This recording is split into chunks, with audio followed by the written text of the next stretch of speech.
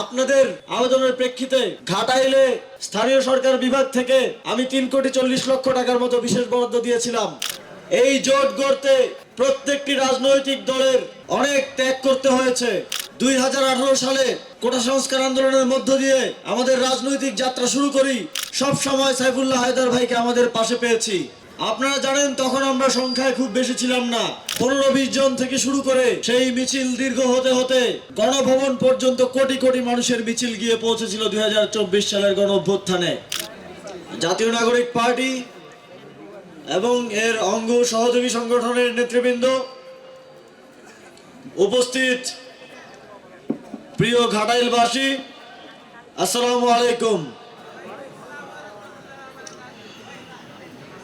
আপনারা জানেন ত্রয়োদশ জাতীয় সংসদ নির্বাচনের মতো ঐতিহাসিক নির্বাচনকে সামনে রেখে বাংলাদেশের 11টি রাজনৈতিক দল এক ঐতিহাসিক ঐক্য গড়েছে। আমাদের এই ঐক্যের পক্ষ থেকে টাঙ্গাইল 3 আসনে আপনাদের জন্য প্রার্থী হিসেবে আপনাদেরই সন্তান সাইফুল্লাহ হায়দারকে মনোনীত করা হয়েছে। এই জোট গড়তে প্রত্যেকটি রাজনৈতিক দলের অনেক ত্যাগ করতে হয়েছে। প্রত্যেকটি আসনেই প্রায় সকল রাজনৈতিক দলের প্রার্থীরা দীর্ঘদিন ধরে কষ্ট করে যাচ্ছিলেন। তারা দেশ ও জাতির স্বার্থে, জোটের স্বার্থে, আপনাদের স্বার্থে, জনগণের স্বার্থে তাদের ব্যক্তি স্বার্থ বিসর্জন দিয়ে একসাথে কাঁধে কাঁধ মিলিয়ে এই জোটকে বিজয়ী করতে কাজ করে যাচ্ছেন।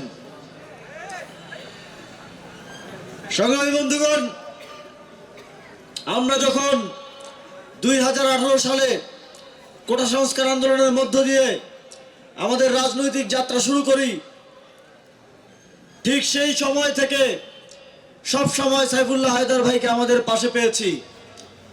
আপনারা জানেন তখন আমরা সংখ্যায় খুব বেশি ছিলাম না,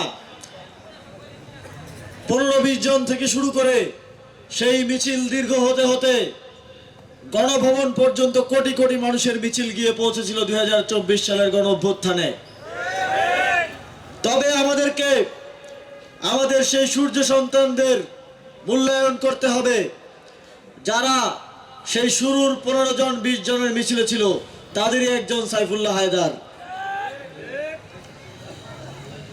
আমরা গর্বিত যে আমরা 11 দলীয় ঐক্যের পক্ষ থেকে তাকে আপনাদের প্রার্থী হিসেবে মনোনীত করতে পেরেছি। অন্তর্বর্তীকালীন সরকারের সময় যখন দায়িত্বে ছিলাম, তিনি বারবার আপনাদের বিভিন্ন সমস্যার কথা নিয়ে, বিভিন্ন সমাধানের প্রস্তাব নিয়ে আমাদের কাছে ছুটে গেছেন, অন্যান্য উপদেষ্টাদের কাছে বিভিন্ন সরকারি দপ্তরে ছুটে গেছেন। তার আবেদনের প্রেক্ষিতে, আপনাদের আবেদনের প্রেক্ষিতে ঘাটাইলে স্থানীয় সরকার বিভাগ থেকে আমি 3,40,00,000 টাকার মতো বিশেষ বরাদ্দ দিয়েছিলাম।